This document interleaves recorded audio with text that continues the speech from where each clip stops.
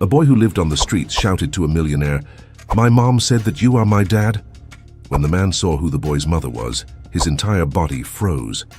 The air inside the house was heavy, stifling, and the small living room felt as if it were squeezing Chloe's lungs as she struggled to breathe on the couch. Her body shook beneath the thin blanket, sweat dripping down her forehead as she tried in vain to keep her eyes open. Bruce, only an 8-year-old boy, was by her side, watching his mother with a heart racing in fear. "Mom, please, you need to get up. We need to go to the hospital," he said almost in tears, trying to hold her hand, but Chloe's hand was cold, and this only deepened the fear in Bruce's chest. Chloe opened her eyes slowly, barely able to move. "Bruce, I am so tired." Her voice came out weak, almost a whisper, and Bruce knew the situation was serious. Seeing his mother like this, so different from the strong and caring woman she had always been, left him desperate. He knew he could not wait any longer. "I will take you to the hospital, Mom. I know you do not want to, but you need to. Please, hold on tight." He looked around the small house, trying to find something that could help him carry her. The fear that it might be too late made his hands tremble as he searched. With effort, Bruce helped Chloe stand, his small body bearing the fragile weight of his mother and Chloe's bag with her documents. The woman groaned in pain with each step toward the door, but Bruce was determined. "You will be fine, Mum. Just hold on. I promise I will get you to the hospital." He whispered these words more to himself than to her, trying to keep hope alive in his heart. They finally reached the public hospital, which was packed. Bruce pulled an old wheelchair he found at the entrance, pushing his mother inside with all the strength he had. The waiting room was overcrowded, and no one seemed to notice the suffering they were going through. "Please, someone help my mum." "She is very sick," Bruce shouted, but his voice was lost in the chaos of the hospital as doctors and nurses rushed back and forth, too busy to hear. Chloe, her head drooping to the side, could barely stay conscious. "Bruce, I do not know if I will make it," she murmured, her voice weak and trembling, and Bruce felt tears welling up in his eyes. But he could not cry now. He had to be strong, for her. "Mum, you will make it. Just a little longer, okay? I will get help, I promise." Finally, a doctor approached. He had a face marked by exhaustion and looked at Chloe with concern. "Your mother is very sick, boy. We will take her inside now." His voice was serious, and Bruce felt a chill run down his spine. It was as if time were running out and he did not know if they could save his mother in time. Inside the hospital, the nurses placed Chloe on a stretcher and took her to an emergency room. The doctor, with a clipboard in hand, turned to Bruce, who was now completely terrified. "Your mother has a rare disease. Her body is very weak, and the problem is that the treatment she needs is extremely expensive. The medication she needs is not available here. You would have to purchase it. We can keep her in the hospital, giving her pain relief medicine until you can get the medication. But it is a rare medicine. We do not have it here, and by the time we do, it may be too late," said the doctor, and Bruce looked at him, not fully understanding what that meant. "But is there no other way? We have to figure something out." His voice was choked, and he could barely hold back his tears. The doctor sighed, placing a hand on the boy's shoulder. "The medication she needs is not provided by the hospital because it costs a fortune and is practically never used by any patient since it is made for a very rare disease. However, without it, her condition will worsen very quickly." The doctor's words hit Bruce like a blow. He did not know what a fortune meant, but he knew it was something they did not have. "How much time do we have?" he asked, his voice almost fading. The doctor looked at Chloe, who was unconscious, and then back at Bruce. "Without the medication, she has at most 24 hours. Bruce's world seemed to stop at that moment. Everything around him went silent, except for the sound of his own heart pounding in his chest. He looked at his mother, unable to process what he had just heard. 24 hours, he repeated, almost in disbelief. He approached Chloe, feeling the desperation growing within him. "Mom, please stay with me. I do not know what to do, but I will find a way, I promise." Tears finally fell, but Bruce still held his mother's hand tightly, as if this could keep her with him. Chloe slowly opened her eyes, noticing her son's desperation. She knew she had little time, and maybe this was her last chance to talk to him. In a weak voice, she whispered, Bruce, I know you will be strong, you always have been. Bruce looked at her, his eyes full of tears. Mom, don't say that. You will be fine. I will get the medication. She shook her head slightly, trying to smile. You are so brave, always taking care of me, but now you have to be even stronger. I do not know if I will make it, but I need you to promise. Promise me you will keep going, no matter what. The words came with difficulty, but each one carried the weight of a goodbye. Bruce squeezed her hand tightly, as if he could transfer his strength to his mother. I promise, Mom, but you will stay here, with me. I will get the medication, I swear. His voice was firm, but the tears streaming down his face told a different story. Chloe closed her eyes for a moment, taking a deep breath, as if she wanted to hold on to that last moment with her son. I love you so much, my boy, can never forget that. Be strong always. You will be someone amazing, I know it, even if I'm not here to see it. Her voice started to falter, but the smile on her lips remained. Bruce held her hand more tightly, fighting against the fear consuming him. I love you too, Mom, and you will see it. I promise you will see everything. He leaned over her, hugging her gently, feeling her body so fragile as if it might break at any moment. The silence between them was interrupted by the hospital sounds around them. The machines beeped, people moved, but for Bruce everything seemed distant. He knew that time was running and he needed to act fast. Immediately, Bruce left the hospital determined to get the money to save his mother. He started walking through the streets, the urgency of saving his mother weighing heavily on his small shoulders. He had little time, almost no money, but he had to do something. In his pocket, he found the last bills left from all of Chloe's hard work. This will not be enough, but I have to try. It is the only way. He stopped in front of a small corner store, looked at the counter filled with sweets and candy, and took a deep breath. With this, I can try selling at the traffic light. I know I won't make much, but I can't let her die without a fight. I will do everything I can to save her, he thought, his inner voice a mix of hope and desperation. He handed the crumpled bills to the vendor, who looked at him indifferently as he pushed a pack of candy toward him. It was all he had, all he could do. I need this to work. I have to get the money. I cannot leave my mom in this situation. With the candy in hand, Bruce ran toward the busiest intersection he knew. The constant noise of cars, impatient horns, and the hurried movement of people created a chaotic scene, but he did not let it intimidate him. It is now. I have to do this quickly. Every minute counts, he thought, gripping the candy pack firmly. Bruce positioned himself at the traffic light, waiting for the light to turn red. His heart raced and his hands sweated as he held the candy and walked toward the stopped cars. Please, help me. It is for my mum. She needs medicine. Please. His voice was steady, but the pain and fear were in every word that came out of his mouth. The drivers looked at him with some suspicion, many simply turning away as if he were not there. Bruce tried to stay calm, going from car to car. If I sell everything, maybe I can get part of the money. Anything helps. But the few coins he received were almost insignificant compared to what he needed. This will take forever. I don't know if I will make it. In one of the cars, a lady rolled down the window for a moment and tossed a few coins on the ground without even looking at him. Bruce picked them up, feeling the tears burn his eyes, but forced himself to continue. I cannot give up now. If I stop, she will have no chance. He ran to the next car, repeating the same appeal, but the response was always the same, indifferent looks, windows rolling up quickly, or small change that barely filled his pocket. Please, just a bit more, I need more. As he walked near the traffic light, the crowd around him continued in their chaotic rhythm until something unusual happened. A woman, elegantly dressed, was walking along the sidewalk near the traffic light. She looked about 30 years old, wearing a white blouse and a black skirt that contrasted with her neatly styled hair. Bruce barely noticed her until suddenly she started to stumble, her hand going straight to her chest. Time seemed to slow as Bruce noticed a woman, whom he would later find out was named Rose, staggering. What is happening? He murmured, then saw her fall to the ground, struggling to breathe. Bruce dropped the candy on the curb and ran toward her, his heart pounding. Ma'am, are you okay? He knelt beside her, watching the elegant woman's face contort in pain, her breath faltering. She tried to say something, but her lips only trembled. Please, ma'am, stay calm. I'm going to help you. He tried to stay calm, although the situation terrified him.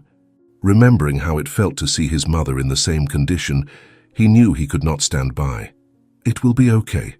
Just keep breathing. I will get help." Bruce looked around, but no one seemed to notice what was happening. Why does no one stop? Why does no one help? He thought as the desperation began to take hold again. The woman opened her eyes briefly, coughing as she tried to stay conscious. "Help, please," she murmured, her voice weak, almost non-existent. "I will help you, I promise." He quickly pulled out the cell phone he had saved to communicate with his mother when she needed him and dialed the emergency number. "Please come quickly. There is a woman who is very ill. We are at the crossing near the traffic light. Come quickly." His voice shook with panic as he waited for a response on the other end. Bruce held the woman's hand just as he held his mother's. He felt the same fear, the same helplessness. "I just need you to hold on, okay? The ambulance is on the way. Everything will be fine." The words came out quickly, but he was not sure if they were helping her or himself more. While they waited, cars continued to pass by and Bruce looked around, pleading with his eyes for someone to stop. But the city seemed indifferent to their suffering. Time seemed to drag as he held the woman's hand firmly in his own, trying to offer some hope. "You'll be okay, you have to be," he whispered, his thoughts mixing between fear for the woman and worry for his mother. Finally, the ambulance lights appeared in the distance, and Bruce let out a sigh of relief. "See, I told you they would come, just a little longer." The woman coughed again but managed to open her eyes and look at Bruce, her gaze filled with gratitude.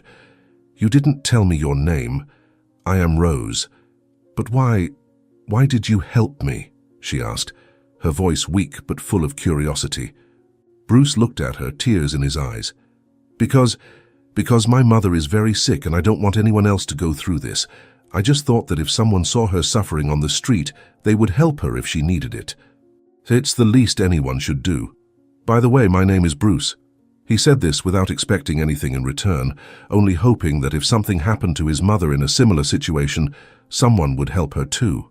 The ambulance stopped beside them, and the paramedics quickly took charge of the situation. Bruce took a few steps back, watching as they placed the woman on a stretcher and checked her vital signs. "She'll be okay, right?" he asked, his voice trembling. But one of the paramedics only nodded without saying a word. Before being taken into the ambulance, the woman held Bruce's hand with a final burst of strength. Her eyes, now more alert, locked onto his. "You saved me, Bruce. What do you want in return?" Bruce looked intently at Rose when she asked what he wanted in return. His heart was still racing from running, from desperation, and above all from the urgency to save his mother. But in that moment, he could not ignore the woman before him, who had just gone through a terrifying experience. Even though time was against him, something in his heart kept him from only thinking of himself. He took a step forward and with a shaky voice replied, I just want you to be okay. That's all. I can't let anyone die." Rose, still breathing with some difficulty, held Bruce's hand again, her expression showing surprise and gratitude. "You're a very special boy, Bruce," she said, trying to collect herself as the paramedics placed her inside the ambulance. Bruce, with a heavy heart, watched them, not taking his eyes off her. "I'll go with you to the hospital. I need to make sure you're okay."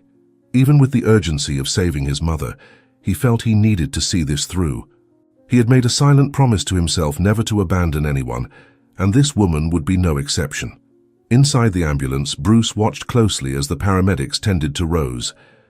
Her face, which had shown pain earlier, now seemed more relaxed, though she was still a bit pale. "Thank you, Boyd, but you don't need to stay here." "I know you're worried about something else," said Rose, breathing with difficulty, but her eyes shone with sincerity. Bruce shook his head, determined. "I can't leave you like this. I'll find a way to sell the candy to save my mother after you're better, but I can't leave you alone either. It wouldn't be the right thing to do." The ride to the hospital was quick, but time seemed to drag for Bruce. He was still torn between the need to help this woman and the desperation of racing against the clock to save his mother. As soon as they arrived at the hospital, the paramedics took Rose inside, and Bruce waited. "It'll be all right. She'll be okay," he thought, trying to calm himself. But the tension was consuming him. He knew that time was running out for Chloe, and it frightened him. The waiting room was nearly empty, the silence only broken by the occasional footsteps of the nurses. Bruce paced back and forth, worried about Rose and at the same time his mother. If she gets better, I can run back. If I'm lucky, I still have time to sell everything and try to buy that medicine.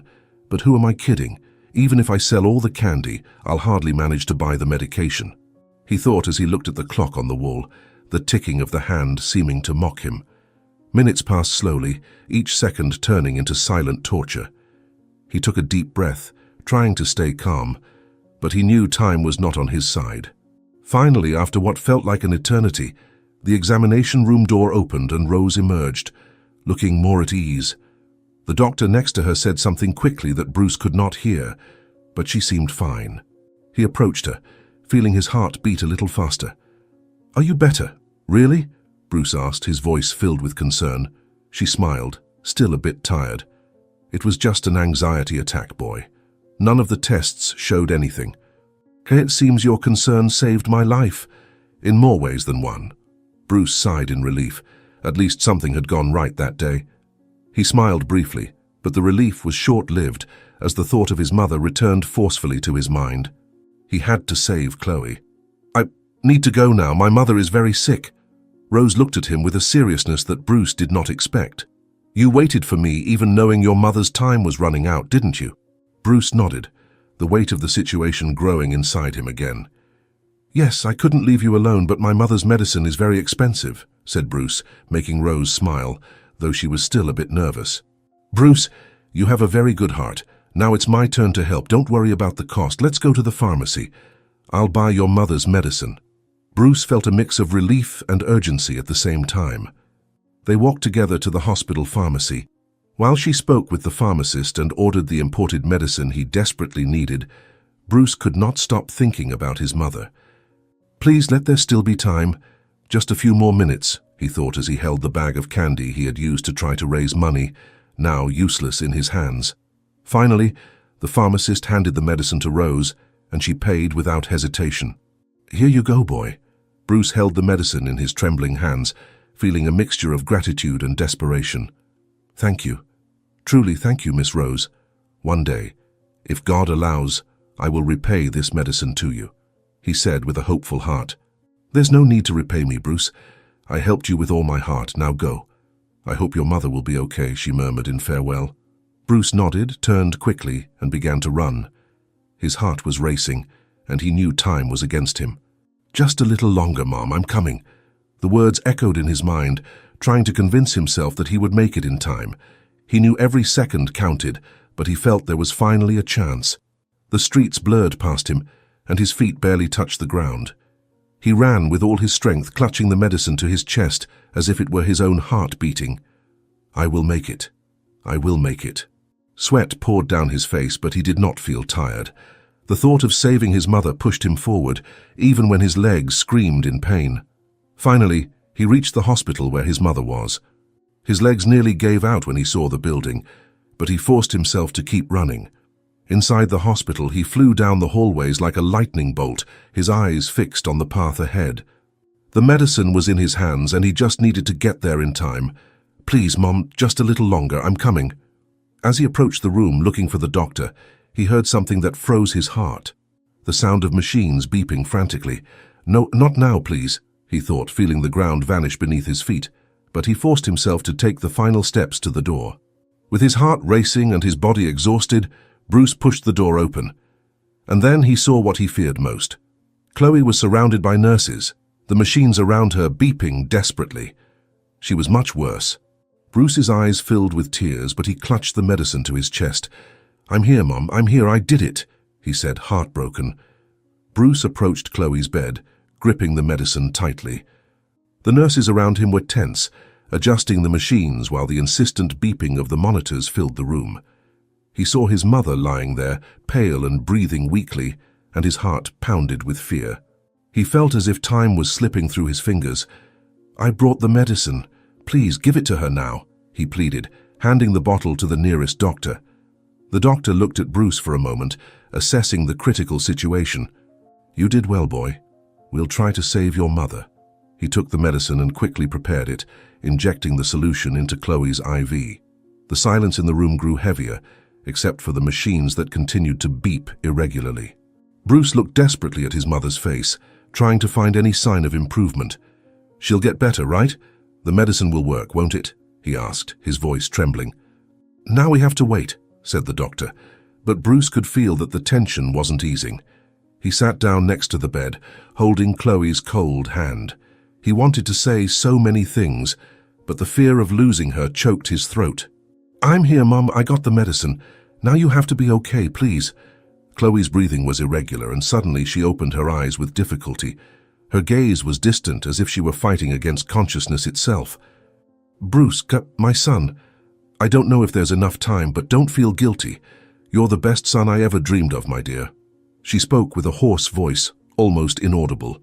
Bruce leaned closer to her, his heart pounding hard against his chest. "Mom, everything will be okay. I'm here. I got the medicine and you're going to get better." Chloe squeezed his hand with the little strength she had left and began to move her lips, trying to say something important. "I need to tell you something.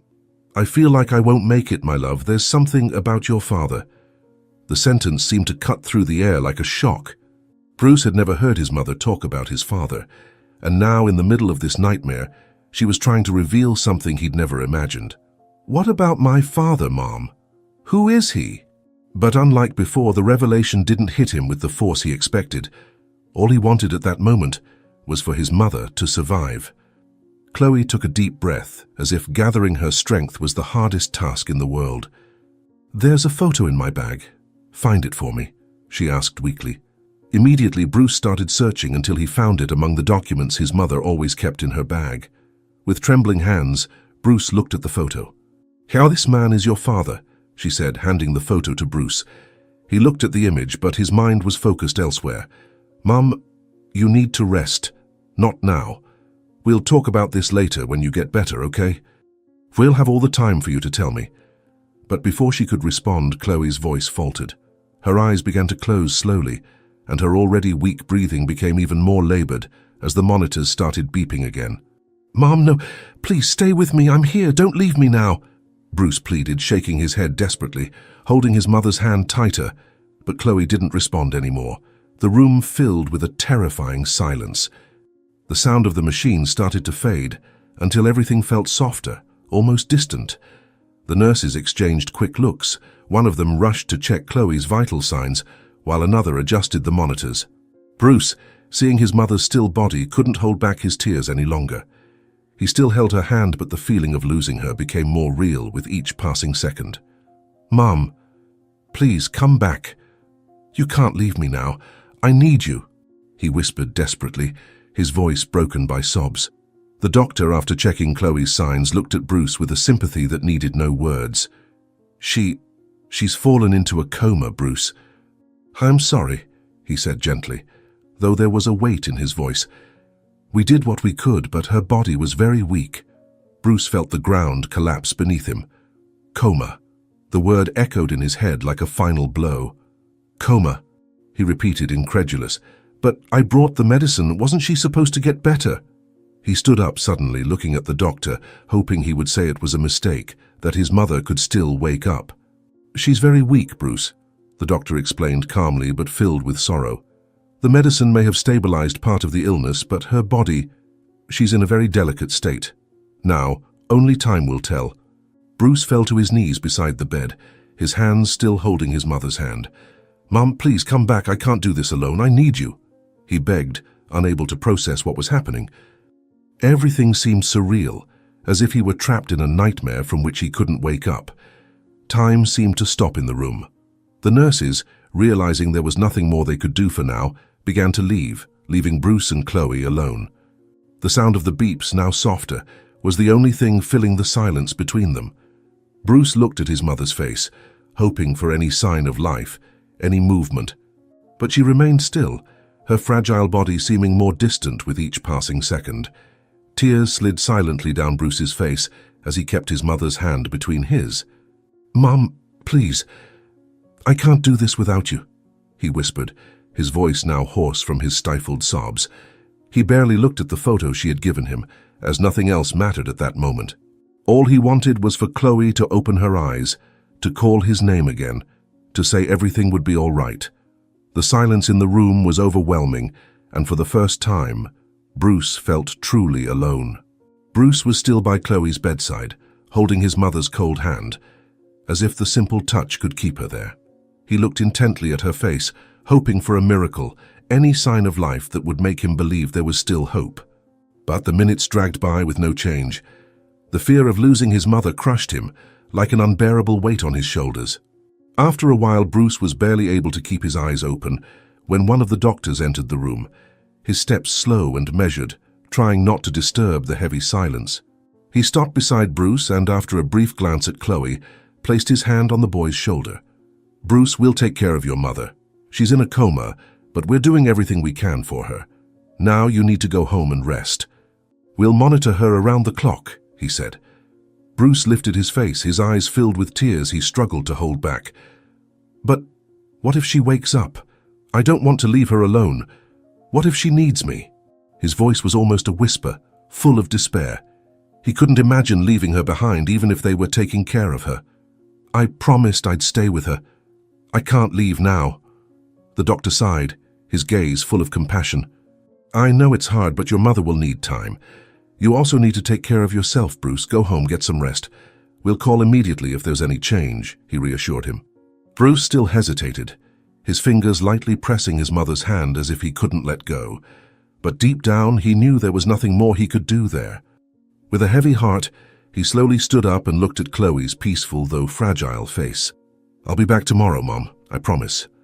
He whispered the words with a pain that cut deeply, as if he were abandoning the only person who still mattered in his life. Leaving the hospital, Bruce felt the world around him seem crueler than ever. The walk back home seemed endless, his thoughts clouded with no idea how to handle the situation. The street was quiet when he finally arrived at the humble house where he lived with Chloe. Everything around him felt like a distant memory of a life that no longer existed. Every corner, every shadow seemed like a ghost from the past, from a life now hanging by a thread in the hospital. That night, Bruce barely slept. The sound of the hospital beeps seemed to echo in his mind. He tossed and turned in bed, staring at the ceiling with wide eyes. "What if she doesn't wake up? What will I do? I can't lose my mother. I just can't," he thought over and over, unable to find any comfort.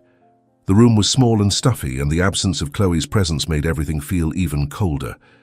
The next morning, Bruce heard loud knocks on the door. He got up with a start, his heart already tight with anguish.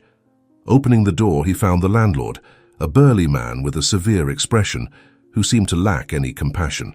"Bruce, where is your mother? She's 3 months behind on rent. I can't wait any longer. Either you pay today or you have to leave." Bruce froze for a moment, the weight of the words hitting him like a punch. He knew they were behind on rent, but he had no idea how they would pay it. Chloe had lost her job when she became ill, and since then Bruce had been surviving on the few coins from selling candy at the traffic light. I don't have the money right now, sir. My mother is in the hospital, in a coma. She can't work. Please, just give me a little more time." The man crossed his arms, his face hard, without a hint of empathy. "I've waited long enough, boy. I understand your mother is sick, but I have bills to pay too. If you can't pay, you'll have to leave," he said, with no trace of compassion. Desperate, Bruce tried to reason, his voice trembling and full of pleading. "Please, I just need a little more time. I'll find a way to pay. I promise." "But my mother, she could wake up any moment. Just give me a few more days, I beg you." But the man shook his head, unyielding. "I can't wait any longer, Bruce. I've given you enough time. You have until the end of the day to leave, or I'll have to take further action." With that, he turned away, leaving Bruce standing in the doorway, stunned. Bruce went back inside the house, his heart heavy and his stomach churning. He looked around at the few belongings he had, and the pain of losing everything felt like an imminent reality. He didn't know what to do. "I can't lose the house. And if my mum wakes up and we have nowhere to go?" The thought crushed him. But as the hours passed, he realized he had no other choice. Later that same day, as Bruce was still trying to process what to do, the landlord returned, this time with 2 helpers. Without a word, they began to remove his belongings from the house and throw them onto the sidewalk. Bruce ran over to them, tears now streaming freely down his face. "Please don't do this. I'll get the money. I just need more time," he pleaded, desperately trying to stop them from taking the few things he had left. But his pleas were ignored. The landlord looked at him, cold and unremorseful. "Boy, I told you I've waited long enough. You no longer have the right to stay here." Bruce felt the ground open beneath his feet as his belongings were thrown onto the street. Books, clothes, everything he and his mother had gathered over the years was now exposed on the sidewalk, as if it held no value. He fell to his knees beside his things, powerless and unsure where to go. I have nothing left," he whispered, his voice almost inaudible in the midst of the chaos. Bruce remained kneeling on the sidewalk, his heart tight as he watched what was left of his life being displayed for the world, thrown away like trash. His books, clothes, and small items of sentimental value were scattered around him, and he barely knew where to start collecting them. The landlord, indifferent to his pain, walked away without looking back. I have nowhere else to go," he whispered, feeling the weight of loneliness crush him. Tears streamed down his face, but he ignored them. All he had now were his belongings strewn around him and the emptiness in his heart. With tearful eyes, Bruce began gathering his things one by one, with trembling hands. There wasn't much, and what he had felt even more insignificant now. Where will I sleep? How will I get back to the hospital? He wondered repeatedly, unable to find answers. Each movement was slow and painful, the physical and emotional exhaustion taking over his body.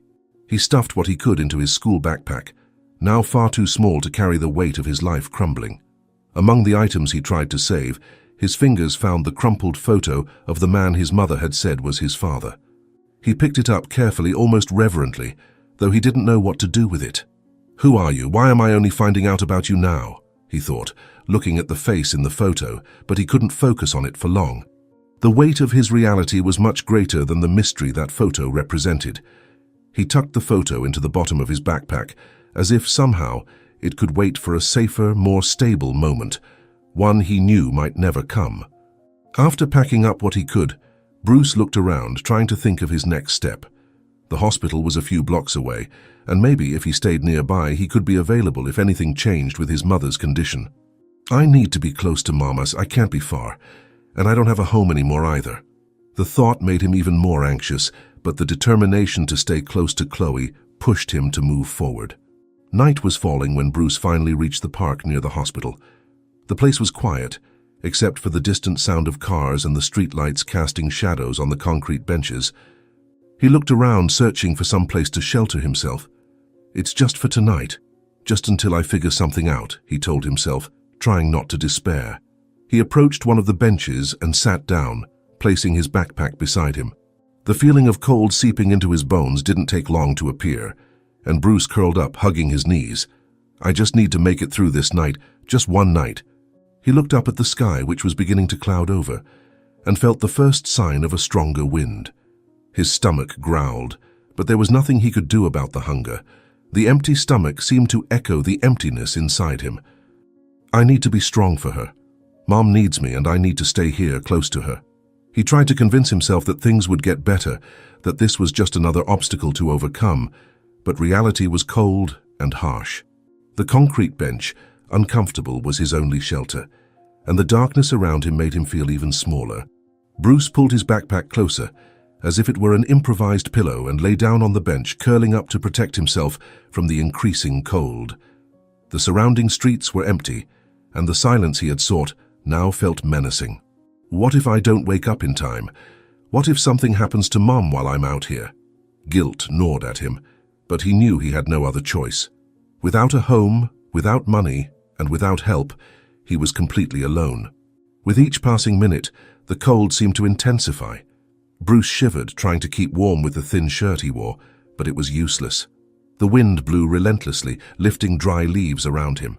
He looked toward the hospital in the distance, the lights still on, and whispered, "I promised I'd take care of you, Mum. I'll be here when you wake up." The words escaped him with difficulty, and he felt the exhaustion finally take over his body. His eyes grew heavy, and the mental and physical fatigue slowly led him to sleep despite the discomfort. But the momentary relief of closing his eyes didn't last long. Minutes later, Bruce was awakened by a noise he hadn't expected. The sound of drops falling heavily on the ground. He opened his eyes and felt the first cold raindrop hit his face. No, not now, he thought, quickly getting up from the bench as he felt more drops start to fall. He looked around, searching for somewhere to take shelter, but the park was deserted and the rain was quickly intensifying. The rain, which began as a light drizzle, soon turned into a heavy downpour, soaking his clothes and his few belongings. Bruce clutched his backpack tightly, trying to protect it, but the water seemed to penetrate everything, wetting even the last part of his small bag. My God, please help me. I don't know what else to do.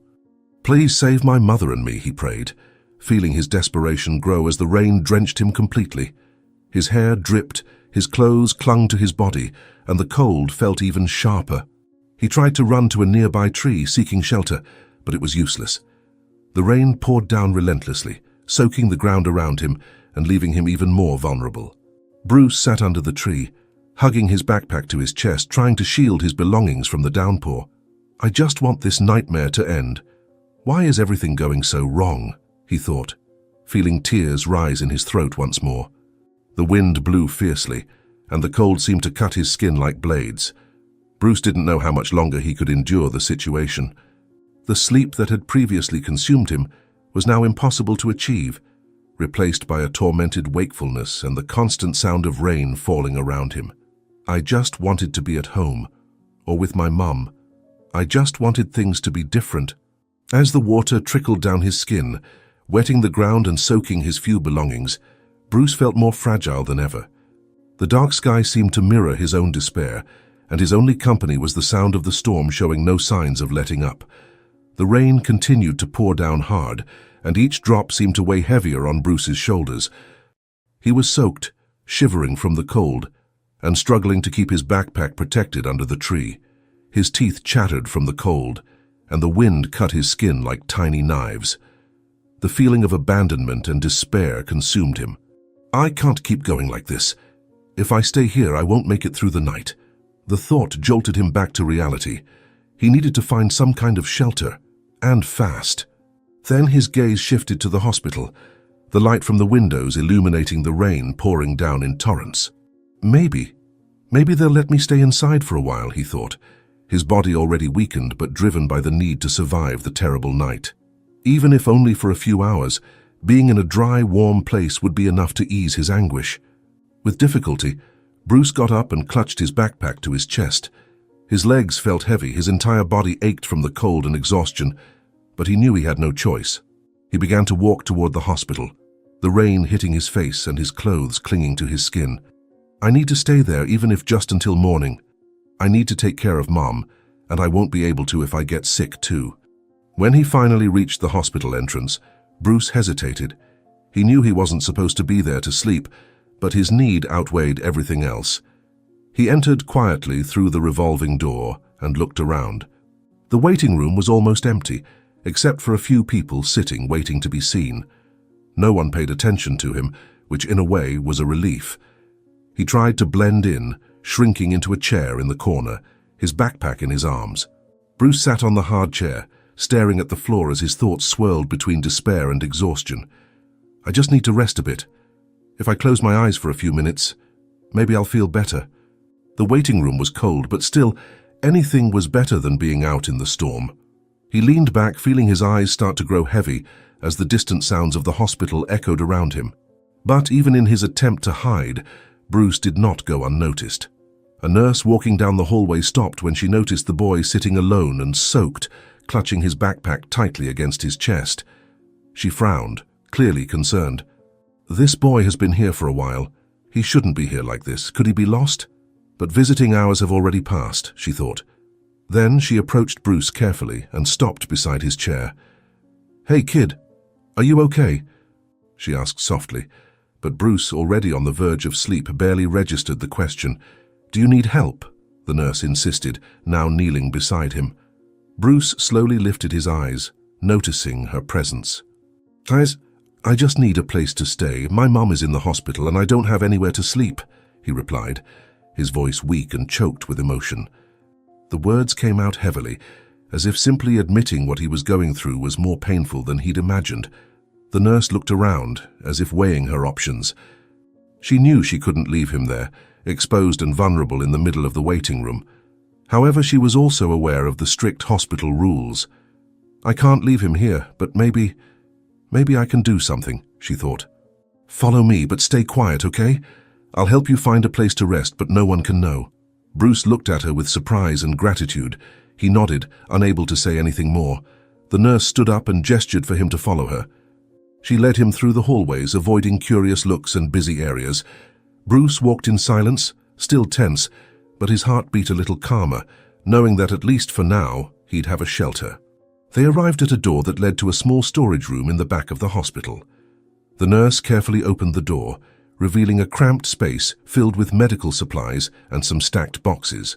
It wasn't the most comfortable place in the world, but it was dry, quiet, and away from prying eyes. You can sleep here for tonight. No one usually comes to this storage room at this hour, but you need to leave before the morning shift starts, she whispered, closing the door behind him. Bruce looked around, feeling immense relief at finally being safe for a few hours. He let out a heavy sigh and sat on the floor, leaning against a stack of boxes. Thank you so much, really. I didn't know what I was going to do.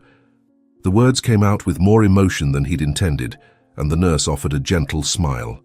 Just try to rest, kid. Tomorrow is another day. After the nurse left, Bruce settled into a corner of the storage room. He opened his backpack and found the crumpled photo of the man his mother claimed was his father. For a moment, he looked at the man in the picture, not knowing what to think. Who are you, and why did Mom never talk about you? He sighed, but soon he put the photo back in his backpack. He had much bigger issues to deal with now, and the biggest of all was surviving each day by his mother's side. Exhaustion finally overtook him, and Bruce closed his eyes, hugging his backpack. The storage room was cold and the floor was hard, but at least he was sheltered from the storm outside. He could feel his body giving in to fatigue, and soon sleep swallowed him. Some time later, during a routine round, a nurse passed by the hallway where the storage room was located. Noticing that the door was slightly ajar, he paused. It was unusual to see that door, usually kept locked, partially open. With a curious look, he peeked inside, his flashlight illuminating the small space. That's when he saw Bruce lying on the cold floor, clutching his backpack and sleeping deeply. The nurse frowned, surprised to see a child there. To him, it seemed obvious that this was a street boy who had snuck into the hospital seeking shelter. How did he manage to get in here? He thought, still perplexed. The boy was completely soaked, his clothes sticking to his body, and he looked fragile.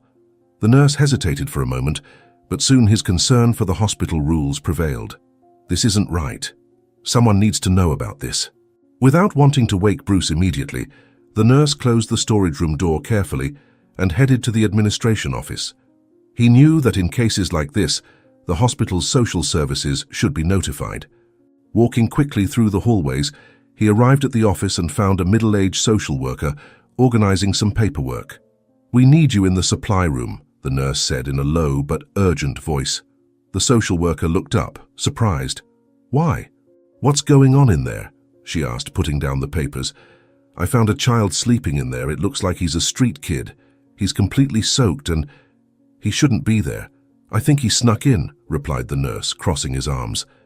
The social worker immediately became alert. "A child? Sleeping in the storage room? This is serious." She grabbed her clipboard and followed the nurse down the hallways. "He must have sneaked into the hospital to escape the rain. We need to see what's going on," she said, asking the nurse to show her to the child so she could intervene. When they reached the storage room, the nurse carefully opened the door. There was Bruce, still asleep, clutching his backpack as if it were the only thing connecting him to the world. The social worker watched the boy for a few seconds, and then Bruce woke with a start, his eyes wide and his body still tense from exhaustion and fear. He looked at the social worker and the nurse with confusion. What's happening?" he asked, his voice weak and still sleepy. He quickly stood up, holding his backpack tightly to his chest, as if preparing to be thrown out. The social worker looked at Bruce with a stern expression, eager to deal with what she saw as just another situation to resolve quickly. She had no time for pity, and even less for delays. "Kid, you can't stay here in the hospital. This isn't a shelter, and we can't allow you to wander around unsupervised." Bruce, clutching his backpack tightly, felt a wave of despair rising within him. The idea of being taken away from his mother, of being left in a strange place, terrified him. "Please, I need to stay here. My mom is in a coma, and I don't have anyone else. I just want to be near her," he begged, his voice trembling. The social worker crossed her arms, indifferent. "Your mother is in a coma, and no one knows if or when she'll wake up. And even if she does, you can't keep living alone like this. It's not safe, and it's not legal. We'll take you to an orphanage where you'll have care and be monitored." The word orphanage made Bruce's blood run cold. Orphanage. It sounded like a sentence, as if he were being thrown into a place with no hope of return. "Orphanage," he repeated, his voice trembling and incredulous. Stories about these places came to mind, forgotten, isolated children waiting for parents who never came. "No, I can't go to an orphanage. My mum could wake up, and if I'm not here when that happens, I can't leave her alone." He was almost shouting, desperation filling every word. The social worker shook her head, unyielding. "This isn't up to you, Bruce. There are no other options. You can't live on the streets, and the hospital isn't a place for a child. In the orphanage, you'll have a place to sleep, food to eat, and maybe you could even be adopted." She spoke as if she were offering the most logical and obvious solution. Adopted? The word sent an even deeper chill through Bruce's spine. Adopted, he thought, heart sinking. He didn't want to be adopted by another family. He had a mother. He had someone who loved him, even if she was in a coma. "I don't want to be adopted. I have a mom. She'll wake up. I need to be here for her," he insisted, tears streaming down his face. "If I go to the orphanage, I'll never see her again. I'll lose my mom forever." The nurse accompanying the social worker stepped forward, trying to approach Bruce. "Come on, kid, this isn't helping. It'll be better for you there. You need someone to take care of you, and at the orphanage you'll have that." But Bruce didn't see the situation that way. All he heard was that they were separating him from his mother, the only person he had in the world. "I don't want this. I don't want to go there," he thought, and every second the idea of being locked away in an orphanage with strangers, while his mother lay in a hospital bed, felt more cruel and desperate. "I'll lose my mom if I go to that place, and I'll be there alone. Who will care about me? No one will want to adopt me, and even if they did, I don't want another family." Bruce's mind raced, fear consuming him completely. Every word from the social worker sounded like an exile sentence. Not knowing what else to do and feeling despair tighten his chest, Bruce acted on instinct. He glanced quickly down the hallway behind him, calculating his chances. "I'm not going to let them take me. I need to run. I need to find a way to stay close to my mom," he thought. Without further hesitation, Bruce yanked himself free from the nurse and bolted down the hospital corridors, his quick footsteps echoing against the walls. "Hey, come back here," the social worker shouted, but Bruce didn't look back. He ran as fast as he could, his heart racing and adrenaline fueling his every move. He knew he had to escape before they caught up to him again. Bruce turned corners, climbed stairs, and ran down hallways without stopping. He didn't have a destination in mind. He just knew he needed to get away from those people. He needed time to think, to figure out what to do. He couldn't go to the orphanage. He couldn't be separated from his mom. "I'll find a way. I have to," he thought, as his feet carried him toward the hospital exit. When he finally burst through the entrance doors, the cold air of the rainy morning hit him hard. He stopped for a moment, gasping for breath, trying to figure out what to do next. Then something caught his attention. Across the street, a black car was parked, and stepping out of the hospital, he saw the man he recognized from the photo his mother had shown him, entering the car while shielding himself from the rain. It was the man she had said was his father. He would never forget that face, not when he had looked at the photo so many times. For a moment, Bruce stood frozen, unable to process what he was seeing. "My father," he murmured, shock mixing with despair. Without thinking, he started running toward the car. "Dad, Dad, it's me, Bruce!" he shouted, his voice thick with emotion. But the man didn't hear him. The car began to move slowly, and Bruce ran faster, trying to catch up. "Please, wait!" he shouted with all the strength he had. He saw the man get into the car, but it began to accelerate. "Dad, please, don't leave!" He kept running, his feet pounding against the asphalt, but the car disappeared before he could get close. Bruce stopped, gasping for air, tears streaming down his face as he watched the car vanish into the distance. He had just seen the man who might be his father, and he had lost him again. "I'm going to lose everything. My mom, my home, everything," he whispered, collapsing to his knees on the sidewalk, utterly defeated. Bruce remained kneeling on the sidewalk, staring at the spot where the car had disappeared, feeling the weight of the world on his shoulders. He had lost his last chance to find the man who could be his father. Tears streamed down his face, mingling with the intermittent rain still falling. Then a woman passing by with an elegant umbrella paused for a moment and looked at Bruce. Her expression, initially curious, quickly turned to one of recognition. "Were you calling that man your father?" she asked, a mix of surprise and disbelief in her tone.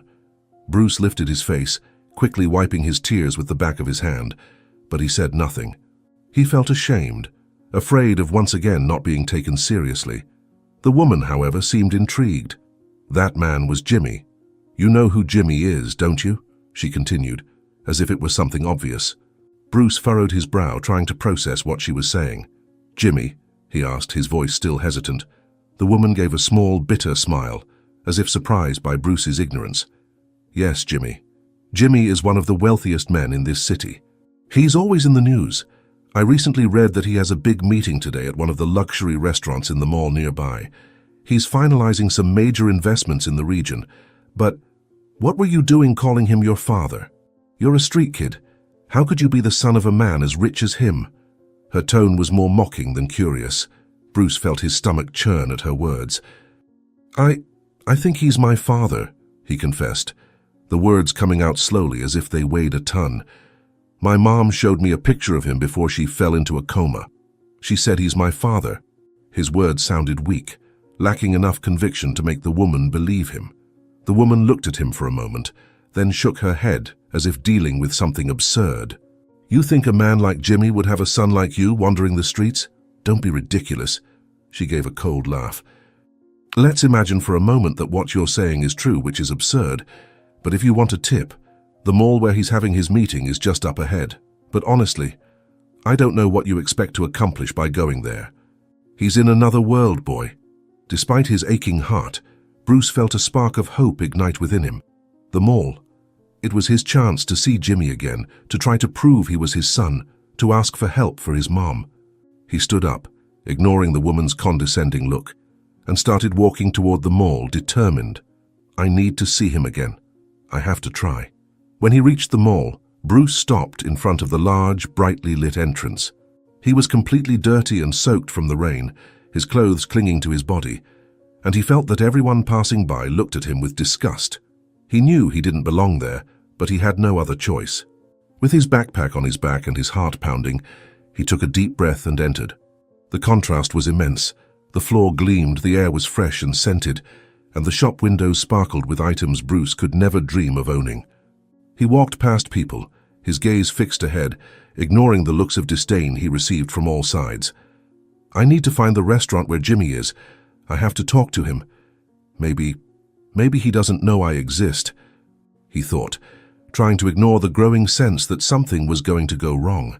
But before he could get close to the restaurant he was looking for, 2 security guards appeared in front of him, staring at him with suspicion. "Hey, kid! What are you doing here?" one of them asked, approaching quickly. Bruce instinctively took a step back, feeling panic start to take hold.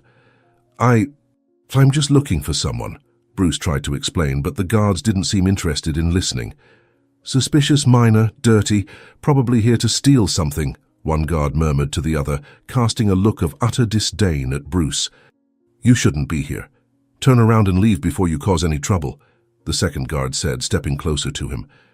Bruce's heart raced even faster. "No, I just need to talk to my dad. He's here. I know he's here. His name is Jimmy." He dodged the guards and tried to rush toward the restaurant, but they were quicker. "Your dad? Don't make me laugh, kid," one of the guards scoffed, gripping his arm. "Nobody here is going to help you. Now get out." As he struggled to break free, a woman passing by suddenly started shouting. "He tried to steal from me. That dirty kid tried to rob me," she yelled, and the false accusation echoed through the mall like a bomb. People stopped, turning looks of contempt and shock toward Bruce. I didn't do anything," Bruce protested, trying to defend himself, feeling the weight of humiliation pressing down on him. I just want to find my dad. His name is Jimmy. He's a businessman, he yelled, but no one seemed to really hear him. Laughter began to ripple through the crowd, and the disdainful glances around him felt suffocating. Look at that, the kid thinks a millionaire is his dad. Someone mocked from afar, and more laughs followed. That's pathetic, said another as Bruce desperately tried to break free. The guards didn't waste any time. They gripped him harder and dragged him toward the exit, ignoring his protests and pleas. You don't understand us. He's my dad. I just need to talk to him. Bruce tried to explain, but it was as if his words vanished into thin air. To everyone there, he was just a street kid causing trouble. When the guards finally threw him out into the cold, wet street, Bruce fell to the ground, feeling the sting on his hands and knees. But what hurt most was the humiliation. He looked down at the ground around him as the rain poured down harder, soaking his clothes even more. Then something even worse happened. In the scuffle, the backpack he'd clutched so tightly had torn, along with his clothes and the photo of his father, his only proof, fell to the ground and was carried away by the rainwater. Desperate, Bruce reached out to grab the photo before it was too late. No, the photo. I can't lose this. He scrambled on the ground, but it was already slipping toward a storm drain. Bruce threw himself down, trying to grab the photo as it was swept along by the rain toward the drain. No, I can't lose this, he shouted in desperation, his fingers scraping against the wet pavement as the photo slid further away. He crawled across the cold ground, his knees and hands aching, but his mind was focused on one thing, saving that photo before it was too late. For a second, it seemed all was lost. The photo was already at the edge of the drain, the water pushing it closer. But before Bruce could reach it, a hand appeared, swift and steady, grabbing the photo before it disappeared. Is this what you were looking for? The voice belonged to a man passing by on the street, sheltered by a raincoat. Bruce, still on his knees and soaked, looked up at the man in surprise. He couldn't believe the photo had been saved at the last second. His eyes filled with relief and gratitude. Yes, thank you. Thank you so much, Bruce exclaimed, taking the photo carefully as if it were the most precious thing in the world. He looked at Jimmy's image, now slightly crumpled and wet, but still recognizable. I thought I'd lost it forever. The man, curious, raised an eyebrow. Why do you have a photo of Jimmy? I know him. He's a well-known businessman. I don't see many kids walking around with photos of millionaires, the man said. Bruce hesitated, clutching the photo to his chest. He knew telling the truth often drew skeptical looks, but he needed to find Jimmy, no matter what. I need to find him. He's the only one who can help me with something really important, he said, his voice faltering a bit from exhaustion and emotion. He avoided mentioning that he believed he was Jimmy's son, as he already knew it would be met with laughter, like it had before. The man observed him for a moment, as if pondering the boy's story. Well, you're determined. I'll give you that. Jimmy's company is a few blocks from here. He's always busy, but if you're lucky, you might see him leaving. The man gave Bruce the address. Bruce's heart raced. The company. Jimmy would be there. This was his chance. Thank you. Thank you so much, he murmured, not wasting another second. He clutched the photo tightly, shot a quick look of gratitude at the man, and dashed off toward the company building. Bruce ran through the streets, the cold rain soaking his clothes even more, but he ignored the discomfort. Every step was driven by the hope of seeing Jimmy again, of getting the chance to talk to him. The cold air whipped against his face, and the weight of his soaked backpack slowed him down, but he didn't stop. I have to talk to him. This is my chance, he thought, determined. When he finally arrived in front of Jimmy's company, the imposing reality of the building hit him. It was an enormous structure, with automatic glass doors and guards patrolling the entrance. It looked distant, inaccessible to a boy who was dirty, with torn clothes and soaking wet. Bruce stood still for a moment, watching the entrance, unsure of how he would get inside. He walked toward the door, but hesitated when he saw the guards. He couldn't simply walk in. They wouldn't let him. Bruce took a deep breath and decided to wait. He stayed near the entrance, hiding as best as he could, watching the luxury cars coming and going, hoping to catch sight of Jimmy. Time dragged by, and each passing minute felt like torture for Bruce. His stomach began to ache with hunger. He hadn't eaten in so long, and the pain was becoming unbearable. He looked at the people entering and leaving, all in a hurry, all indifferent to him. I can't give up, I have to wait. He'll come out at some point, he thought, trying to ignore the discomfort. Afternoon turned into evening, and Bruce stayed there in the rain, hidden, exhausted but still hopeful. Finally, as night began to fall, he noticed unusual activity at the entrance. Several well-dressed men left the company, talking among themselves, and in the middle of the group there he was, Jimmy. Surrounded by security and executives, Jimmy seemed untouchable, a distant figure, oblivious to the chaos in Bruce's life. Bruce's heart raced. He couldn't miss this opportunity. With the last of his strength, he stood up and ran toward the group, the guards noticing his approach almost immediately. "Hey, kid, stop right there!" one of the guards shouted, preparing to intercept him. But Bruce didn't stop. He broke through the guards' blockade with a desperate shout. "You're my father, Jimmy. My mom said you're my dad." Bruce's shout cut through the cold, damp air of the lobby like a knife. The group of executives around him fell silent instantly, exchanging bewildered looks, unsure of what was happening. Jimmy turned slowly, shock etched across his face. His eyes searched for the boy in the middle of the commotion. Bruce, with his soaked clothes and Jimmy's photo raised in one hand, stood out as a fragile, vulnerable figure in the midst of such opulence. His eyes, bright with barely contained tears, stared at Jimmy with a mix of pleading and hope. "He can't just ignore me," Bruce thought, his heart pounding wildly in his chest. "Hey, kid, stop right there!" One of the guards shouted, stepping toward Bruce quickly, trying to stop what he saw as an intrusion. The guards, ready to keep order, were prepared to act. "You can't do this," one of the men muttered, gripping Bruce's arm firmly. "Come on, get out of here." Bruce struggled to break free, his small hand still clutching the photo he was desperately trying to show. "Please, I just want to talk to him," Bruce cried, his voice shaky but resolute. He knew this was his last chance. "My mom told me, she showed me this photo, he's my father."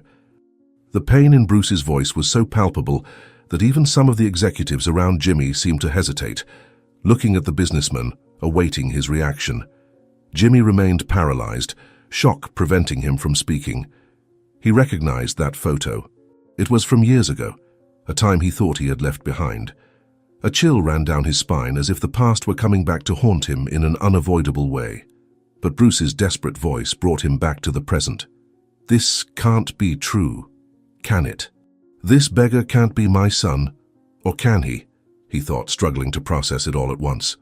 Before Jimmy could say anything, the security guard started dragging Bruce away. "Let's go, boy. You cannot be here yelling like that. We are taking you outside." Their tone was harsh and unforgiving, and Bruce felt his desperation growing. He tried to break free again and then, in a moment of pure courage, held up the photo to Jimmy, shouting with all his remaining strength, "Here, look at this. Look at the photo." Jimmy took a step forward, his hands trembling with uncertainty. "Let me see that," he finally said, his voice rough and slow as if every word took immense effort. The security guards hesitated, letting Bruce go, and he immediately approached Jimmy, handing him the photo with shaking hands. His eyes, filled with hope, never left the face of the man in front of him. "Please believe me," he thought, his mind exhausted from so many struggles. Jimmy took the photo carefully, almost as if it was something that could crumble at his touch. He looked at the image, and suddenly the world around him seemed to shrink. It was him. The photo was real. This boy, standing there soaked in rain, had a photo he had given to someone long ago. He knew this photo. It was from a time he had tried to forget, a time full of complications, a time before his current life, before his company, before Rose. Before Jimmy could process the flood of feelings that overtook him, a familiar voice echoed through the hall. "What is going on here?" "I heard this boy say he is your son," Rose asked, and Jimmy turned to his wife, who was quickly approaching. Her face was filled with worry, and her voice held a growing tone of irritation. She had just arrived, but something about the scene seemed undeniably wrong. Rose's eyes moved quickly from Jimmy to Bruce, confused and alert. When she finally grasped what was happening, her expression changed dramatically. She recognized the boy immediately. "Wait, you! I know you!" Rose said, with a mixture of surprise and anger. "You are the boy from the traffic light, right? The one who helped me." She turned to Jimmy, shock on her face, then back to Bruce, the anger beginning to build in her chest. "What is happening here?" Why is this boy saying you are his father, Jimmy? She demanded, stepping closer to her husband, her eyes flashing with a mixture of disbelief and growing fury. How is this possible? How could you hide this from me? She asked, her tone full of accusation. Jimmy finally managed to look away from the photo and meet Rose's gaze, his mind still struggling to find the right words. But the weight of everything happening was overwhelming him. He knew the truth was surfacing, and there was no escape. I did not know. I do not know what he is talking about, he began, his voice low and hesitant. Rose, however, was not pacified. Her anger now surged like a storm, relentless. You knew there was a possibility, she repeated incredulously, her voice rising with every word. How could you not know? Do not lie to me. So you hid this from me? All this time? We are married, Jimmy. How could you leave me in the dark about something this important? Bruce, watching the argument unfold before him, felt himself shrinking, as if he were being crushed under the weight of the situation. He did not want to cause a fight. He did not want to separate anyone. He just wanted an answer. I just want to talk to him. I just want him to help me save my mom, Bruce murmured, but his words were drowned out by the confrontation between Jimmy and Rose. This cannot be happening, Jimmy murmured to himself, guilt weighing on his chest. He knew he could not avoid this truth any longer. Bruce held onto the photo, trembling, his eyes fixed on Jimmy as confusion and fear took over his mind. The silence between them was almost unbearable. Jimmy, still in shock, stared at the photo Bruce had shown him, trying to absorb what the boy had just said. But before he could respond or even fully process the situation, Rose interrupted with a voice full of suspicion. This cannot be true, said Rose, her eyes narrowing as she looked at Bruce. The anger that had been directed at Jimmy now turned towards the boy. I helped you that day at the traffic light. You pretended to be helping me. Now I see you were only trying to get close, knowing I am Jimmy's wife. You are so young and already you are trying to fool people to get what you want, Rose asked, advancing towards Bruce, her eyes flashing with anger. Bruce took a step back, shocked by the accusation. I did not know who you were, he said, feeling even more crushed by the situation. I only wanted to help you. My mom always taught me to help those in need. Oh, sure, Rose retorted with sarcasm. How you thought it would be easy to fool a vulnerable woman on the street, making me believe you were a good boy. And now you come here with this absurd story that Jimmy is your father. Do you think I am a fool? Her voice was filled with scorn, and she moved closer, accusatory. Bruce felt a lump forming in his throat. He did not want the situation to turn into a fight, much less wanted Rose to think he had planned something so terrible. I was not trying to fool anyone. I just wanted to help you that day, and now I just need help to save my mom, he said, his voice breaking at the end, the despair growing as he saw that once again, no one believed him. Rose shot a quick, angry look at Jimmy. And what do you have to say about this? The boy is here shouting that he is your son, showing a photo. How would he have this photo of yours, Jimmy? How would he know all of this if there was not some truth behind it? Rose's expression mixed anger with a touch of doubt. She did not want to believe, but the photo was real. Jimmy, who had been lost in his own thoughts until then, finally broke the silence. I do not know what is happening. He looked at Bruce, his face still pale with confusion. How did you get this photo? Who is your mother? Jimmy asked, finally finding words to confront the boy. Bruce took a deep breath, trying to gather the strength to continue. My mom. Her name is Chloe. She said you are my father. She told me before she went into a coma, and now she is very sick. The words came out in a shaky flow as he desperately tried to make himself understood. She showed me this photo, said you were my father, so I thought you were the only person who could help us. I do not know what else to do, he said sincerely. Hearing the name Chloe, Jimmy froze again, his eyes widening slightly. Chloe. The name brought back memories he had tried to leave behind. A relationship he had long ago, brief and complicated, but real. He never knew she was pregnant, never imagined it could result in something like this. Chloe, Jimmy repeated, still processing. She is your mother? Yes, Bruce responded quickly, his eyes full of hope and fear at the same time. She is in the hospital now, very sick. She said you were my father. I just need you to help us, the boy said. Rose beside him crossed her arms, her gaze moving between Jimmy and Bruce as she tried to absorb everything happening. "So it is true," she murmured, her eyes full of disbelief. "You knew this woman Chloe existed and you never told me anything?" she asked as if it were an accusation. I did not know she was pregnant," Jimmy said, his voice faltering as he tried to explain. "I had no idea this happened. The last time I saw Chloe was many years ago. We separated and I moved on with my life. I did not know that she was expecting a child," Jimmy explained, still trying to process all the information. However, Rose did not seem willing to accept excuses or believe him. "You hid something like this from me, Jimmy. Even if it was a distant possibility, you should have told me." She turned to Bruce, still with a hard look. "And you? How can I believe you were not planning something from the start?" Bruce, feeling tears rising again, hugged his backpack tighter. "I was not planning anything. I just want my mom to be okay. I did not know he was your husband. I only found out who he was because of the photo." His voice was full of sincerity, but he knew that to Rose it still seemed like manipulation. The street was filled with an oppressive silence. Jimmy took a deep breath, feeling the weight of his past choices crushing him.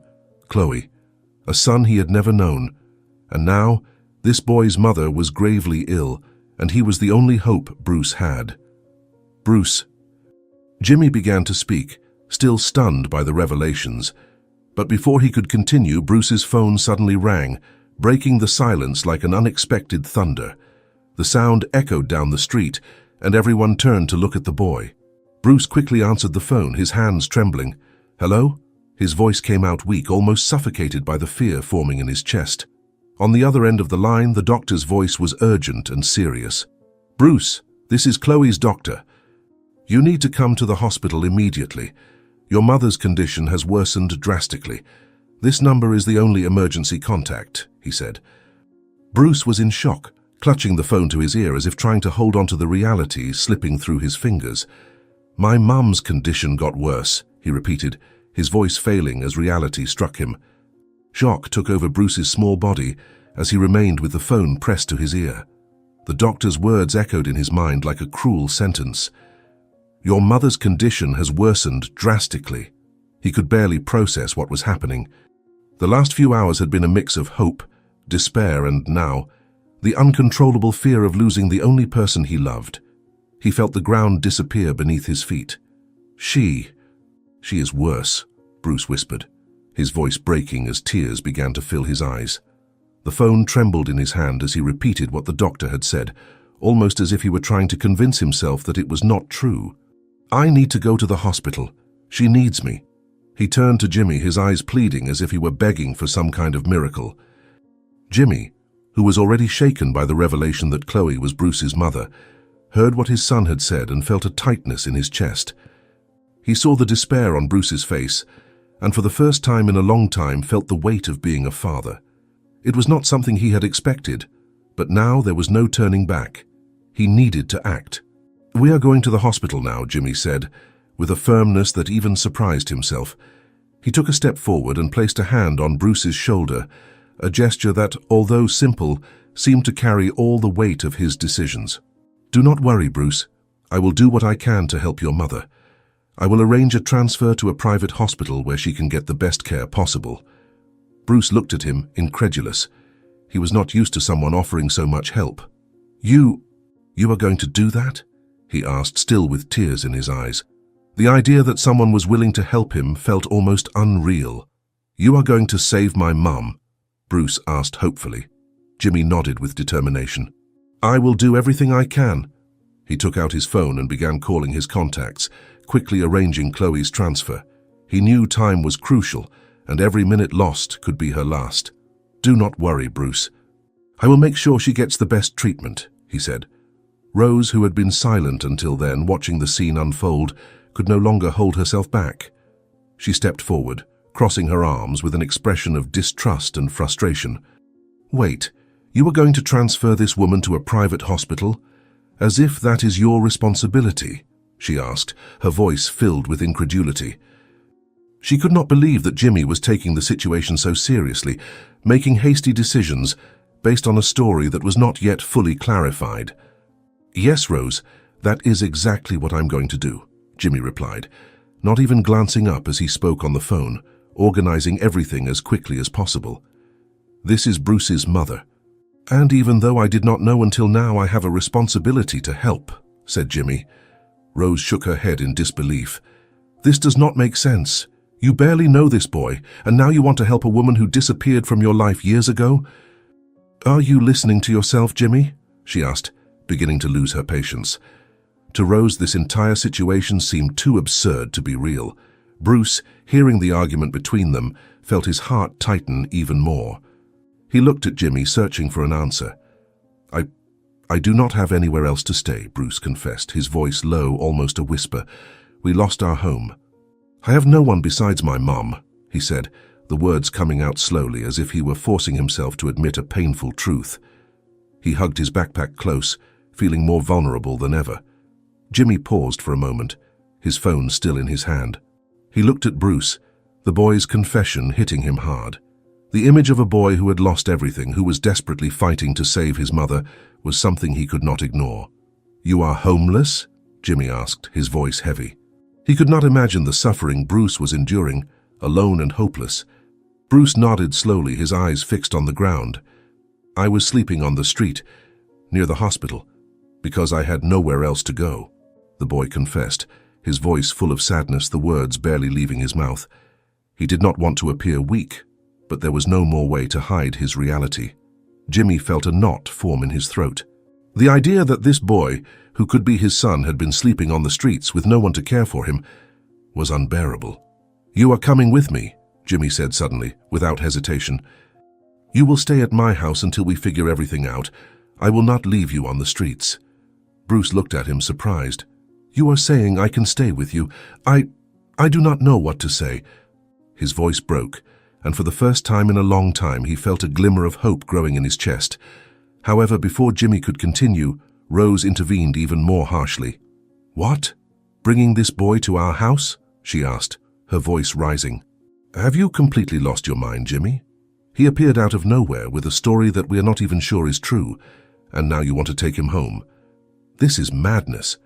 Jimmy sighed, knowing Rose's reaction would be intense, but he could no longer turn back. He looked at her firmly. "Rose, I know this all seems surreal, but I know Bruce is telling the truth. I knew Chloe. She was not a manipulator. We cannot just ignore what is happening. He is a boy alone, homeless, without family. I cannot leave him to fend for himself." Rose shook her head, incredulous, crossing her arms again. "We cannot just open our home to anyone. And if all this is a lie, Jimmy, what if he is taking advantage of the situation?" she asked, her voice full of anger and worry. "You are going to regret this decision." Bruce watched the argument with a tight heart. He did not know what to say, did not know how to react. He just wanted to save his mom and not be alone. Tears threatened to fall again, but he fought to stay strong. He could not lose this chance. "I am not lying," he murmured, almost inaudible. Jimmy looked at Rose, his eyes serious.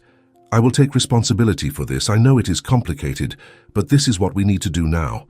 We are taking Bruce to our home." He knew this decision would have consequences, but he also knew that at that moment, it was the right thing to do.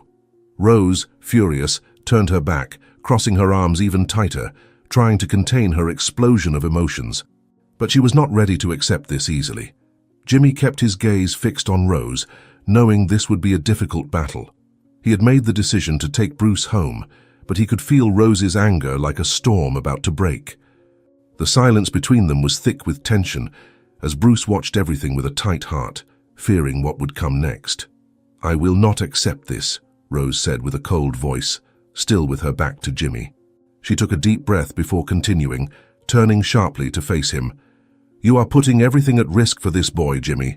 You do not even know if he is your son, you have no proof, and you are acting as if this entire story is clear as water. Are you prepared for what this will cause, for the chaos this will bring into our lives?" Jimmy shook his head, trying to find the right words to calm her. "I know it is complicated, Rose, but I cannot just turn my back on him. And if he really is my son, and if Chloe is really dying, he has no one else. How can you expect me to ignore that?" Bruce listened to the argument as if he were standing on the edge of an abyss. Every word from Rose was like a knife stabbing his chest, and he felt more and more unwanted. He did not want to be the reason for such a fight, but he also had nowhere to go. He needed Jimmy. He needed help, or he would lose his mother forever. Rose clenched her fists and took a step towards Jimmy, her face twisted in frustration. And our lives? What will happen to our lives? We were fine until this boy showed up and threw this bomb into our marriage. You did not even consider the impact this would have on everything. Jimmy sighed, realizing there was no more room for discussion. He was tired, guilt and responsibility weighing on his shoulders like a burden. He looked at Bruce, who was watching everything in silence, and saw the fear in the boy's eyes. "Rose, we will work this out," he said, his voice softer. "But first, we need to help Bruce and his mother. I am not abandoning you, but I cannot leave them helpless." The argument was interrupted by Jimmy's phone ringing. It was the hospital, informing him that Chloe's transfer had been arranged and that she would soon receive better care at the private hospital. Jimmy hung up the phone, and for a brief moment, he felt relieved. At least one part of the crisis was being resolved. Bruce heard the news with a small sigh of relief. "Thank you. Thank you for saving my mother," he murmured, almost unable to believe someone had really helped him. But the relief was quickly replaced by the growing fear that he was ruining Jimmy and Rose's life. Shortly after, they arrived at the hospital. Chloe's transfer was done quickly, and Bruce watched as his mother was moved to a safer, well-equipped environment. Although she was still unconscious, he approached her, holding Chloe's cold hand as if he could give her all the strength he still had. "I promised you I would find help, Mom. Now you're going to be okay," he whispered, even though a part of him feared time was running out. Once Chloe was stabilized, Jimmy took Bruce to his home. The mansion was imposing, very different from any place Bruce had ever been. He felt completely out of place there, as if he did not belong in this world. Everything was big, beautiful, and far too quiet. He wanted to feel grateful, but the discomfort was overwhelming. He knew Rose did not want him there. Even so, they showed him the room he would stay in. Bruce felt the weight of accumulated exhaustion and hunger. He had hardly eaten since he lost his home, and his stomach growled audibly. Noticing the boy's condition, Jimmy called one of the staff members to prepare a quick meal. Bruce was led to a small room upstairs, where he found a tray of food, the best meal he had eaten in a long time. He sat down, devouring the bread, hot soup, and juice in silence as he tried to adjust to this new reality. After the meal, one of the staff handed Bruce clean, dry clothes. "Here, boy. You are all wet. We will let your clothes dry." He went to the bathroom, and after a quick hot shower he put on the clothes he was given. The clothes, though simple, were clean and smelled of something that had never been on the streets. For the first time in days, he felt a bit more human. After showering, Bruce returned to the mansion's living room, only to find Rose and Jimmy exchanging tense looks. Although silent, Rose's expression showed her dissatisfaction with every glance she gave Bruce and Jimmy. Finally, she could no longer hold back. "This is not going to work, Jimmy," she said, breaking the heavy silence that filled the mansion. "I cannot accept this situation, this boy, this mess. I do not know if I can keep living like this," she said, and Jimmy turned to her, exhausted. "Rose, please, I know it is hard, but we need to face this together." Rose shook her head, her emotions spilling over. "No, Jimmy, I cannot accept it. If you insist on keeping this boy here, I will leave. I am serious. I will separate from you," she said, and the words came out with a force that took Jimmy by surprise. He knew things were tense, but he had not imagined that Rose would take the situation to the point of a separation. Bruce, who was listening to the conversation, felt the ground collapse under his feet.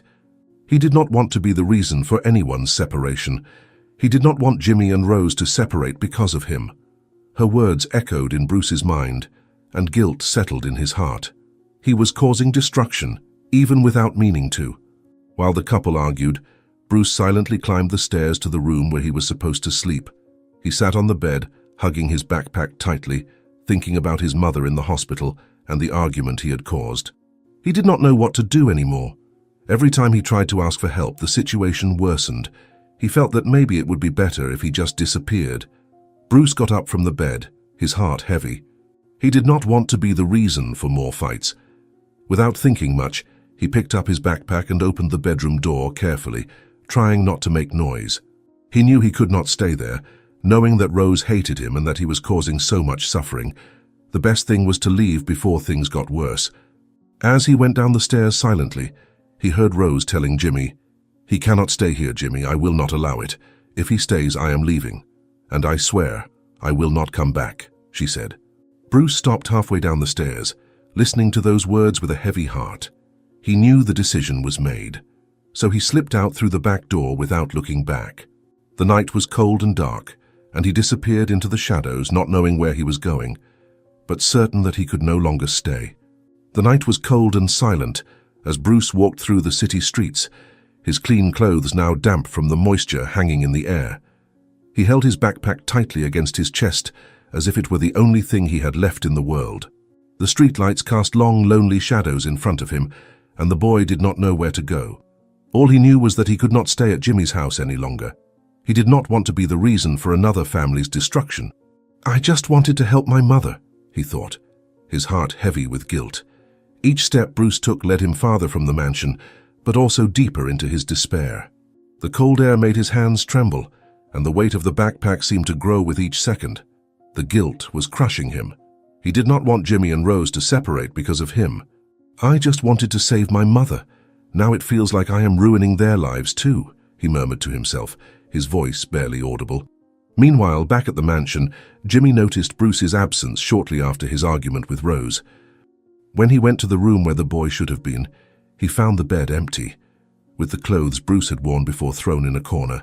Panic immediately took hold of Jimmy. "Bruce!" he called, hoping the boy was somewhere in the house. But silence was the only response. Desperate, he hurried down the stairs, nearly tripping on the steps. "He is gone," Jimmy said, his voice trembling with worry. Bruce ran away. Rose, still furious, showed no urgency. "I knew he would do that." "That boy always brings trouble," she responded coldly. But Jimmy had no time for an argument. He felt the weight of responsibility pounding in his chest. "I need to find him." Without waiting for a response, Jimmy grabbed his car keys and went out the front door. The night was heavy and the cold wind bit at his skin, but he did not care. All that mattered was finding Bruce before something worse happened. "He is alone again," he thought, speeding through the city streets as his thoughts suffocated him. "I cannot leave him like this." Jimmy drove through the streets, his eyes alert, trying to spot any sign of Bruce. He knew the boy could not have gone far, but the city seemed enormous under the dark night sky. The guilt burned in his chest. He had let the boy run away, had allowed the argument with Rose to take control of the situation. "I failed again," he murmured to himself, frustrated. "I promised to take care of him, and now he is out on the streets alone."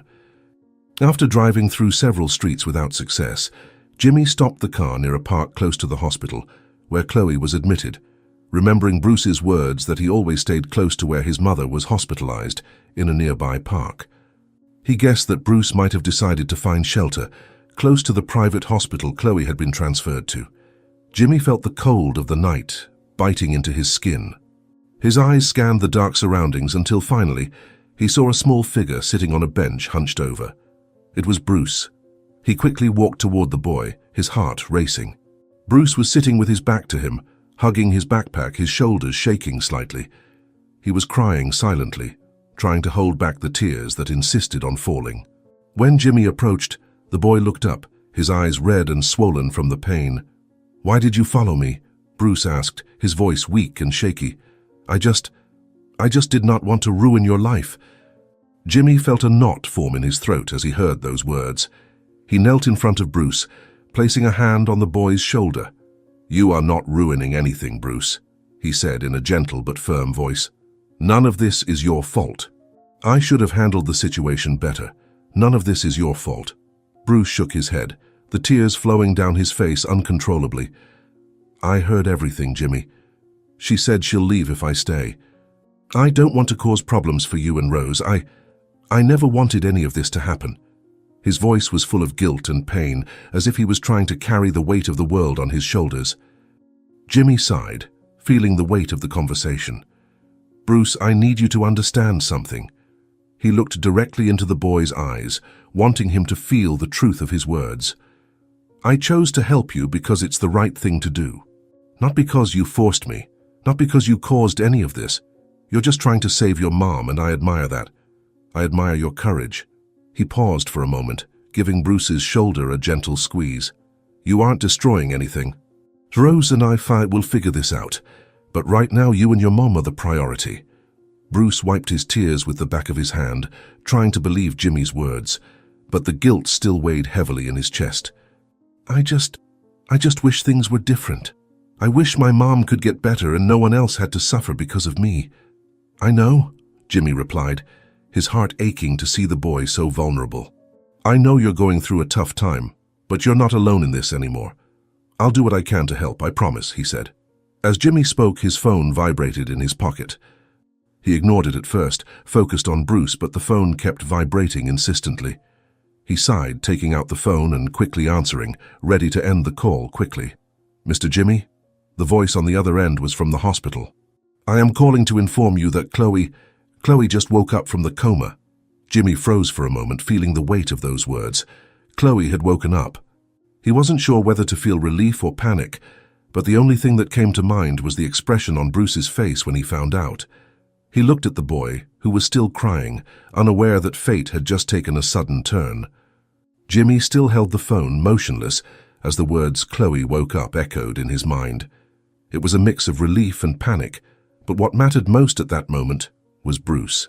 The boy was still silently crying, unaware of the news that could change everything. Jimmy hung up the phone slowly, feeling a sense of urgency growing within him. He knelt in front of Bruce, gently holding the boy's shoulders, his eyes fixed on his. "Bruce," Jimmy began, his voice softer than ever, "I just got a call from the hospital. Your mom, she woke up. She came out of the coma," he said, making Bruce stop crying abruptly, shock written across his face. His eyes widened, and for a moment he seemed unable to believe what he had just heard. She woke up?" he asked, hope shining through the tears that still streamed down his face. "Are you saying my mum is awake?" the boy asked, and Jimmy nodded, smiling slightly, though the gravity of the situation still weighed on him. "Yes, Bruce. She woke up. We need to go to the hospital now." Without hesitation, Bruce stood up immediately, his eyes still full of emotion and surprise. He didn't know what to say. He just wanted to run to the hospital, see his mother, hug her, and make sure everything would be all right. Jimmy put a hand on Bruce's shoulder, guiding him to the car, and the two quickly headed to the hospital. On the way there, the silence in the car was broken only by Bruce's heavy breathing as he looked out the window, his thoughts racing. "My mom woke up. I'll see her again," he thought. But behind that hope, there was still the fear that something else might go wrong. He didn't know what the reunion with Jimmy would be like, with so many revelations made and so many things left unsaid between them. When they arrived at the hospital, Jimmy parked hastily and the two rushed to the entrance. The environment seemed the same as always, but for Bruce, everything felt different. His heart was pounding in his chest as they made their way to the floor where Chloe was admitted. With each step they took, the tension grew. When they reached the room, Jimmy opened the door slowly. There was Chloe lying in bed, still pale and weak, but with her eyes open. She was looking at the ceiling as if trying to understand where she was and what had happened. Hearing the door open, she turned her head slowly, and her eyes met Bruce's. "Son!" Chloe's voice was weak but full of emotion. She tried to smile, but the exhaustion was evident on her face. Bruce ran to the bed, grabbing his mother's hand, tears falling again, but this time out of relief. "Mom, I was so worried. I thought I'd never see you again." He couldn't contain his emotions, lightly sobbing as he held her hand tightly.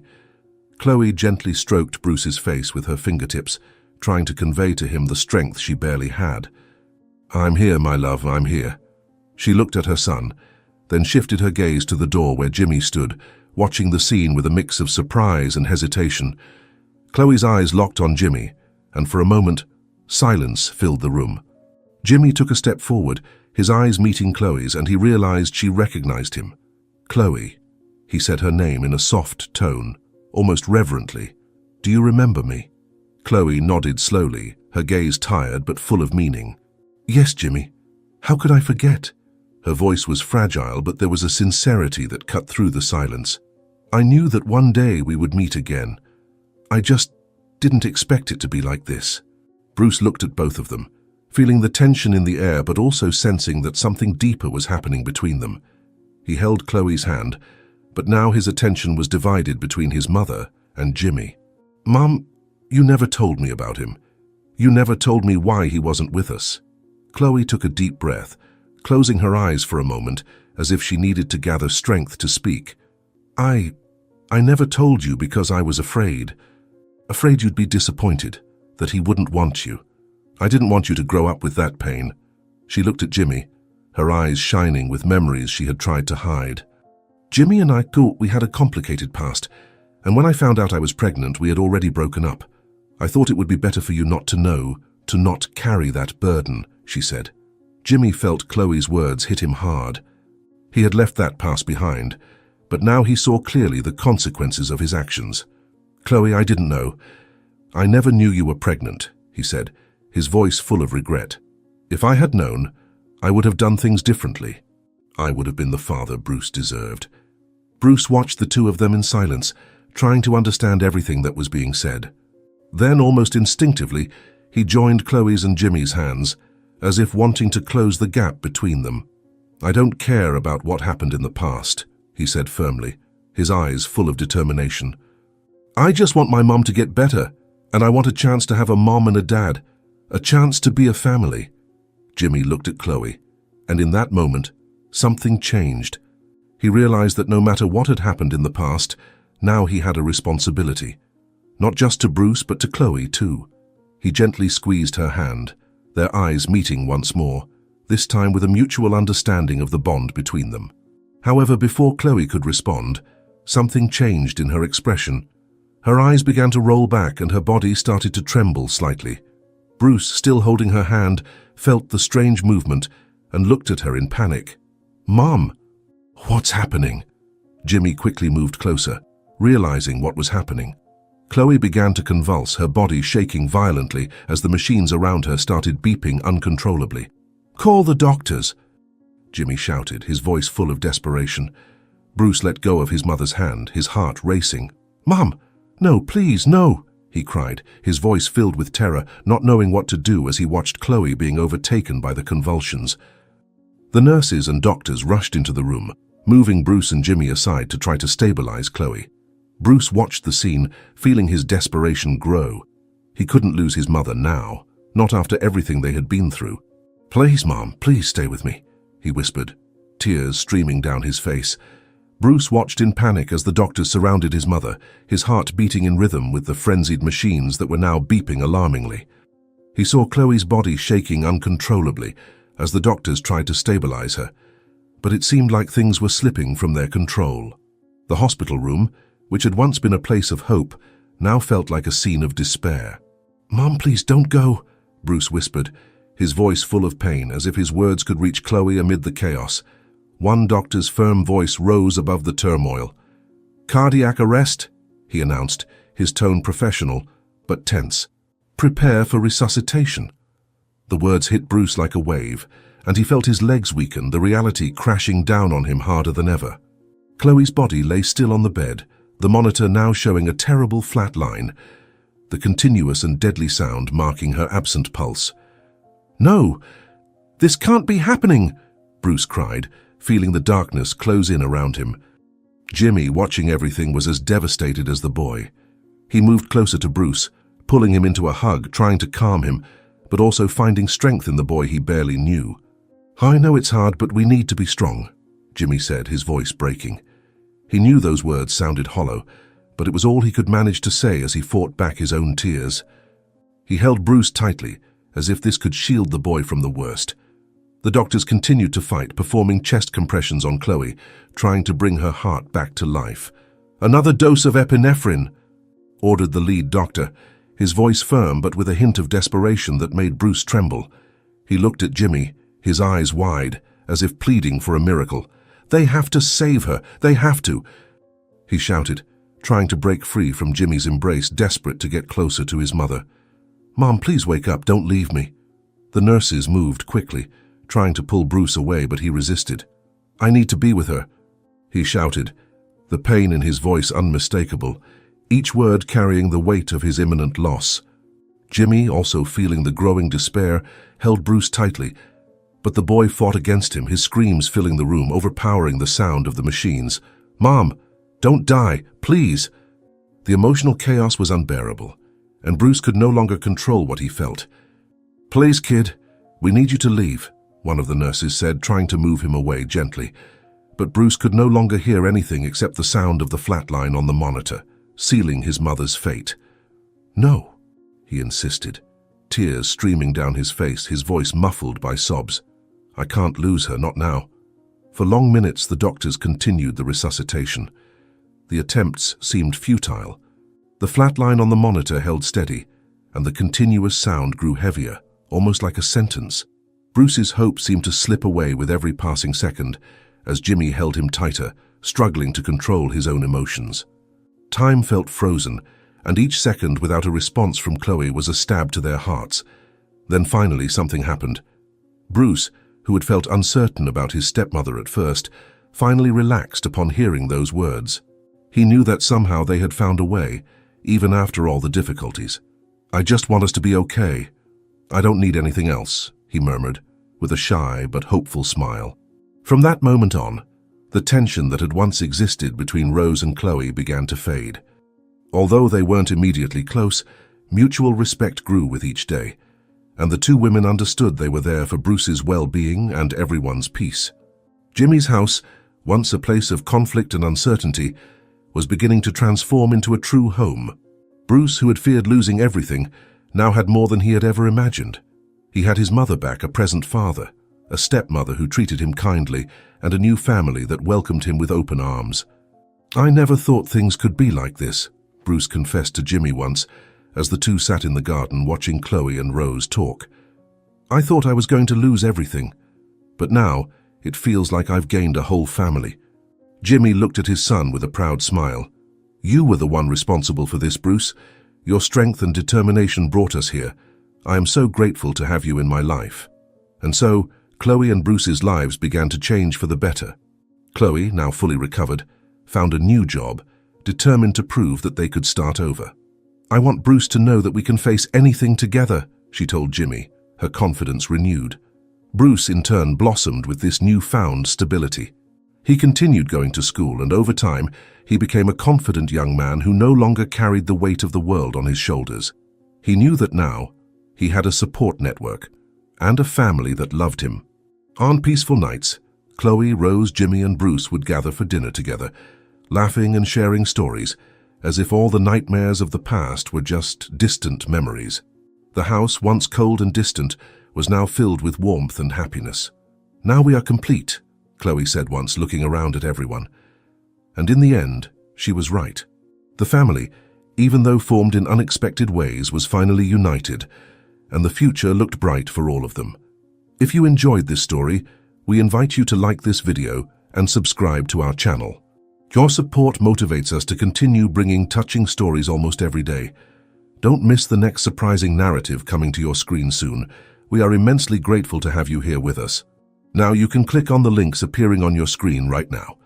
We have a special selection just for you, full of valuable stories and guaranteed entertainment.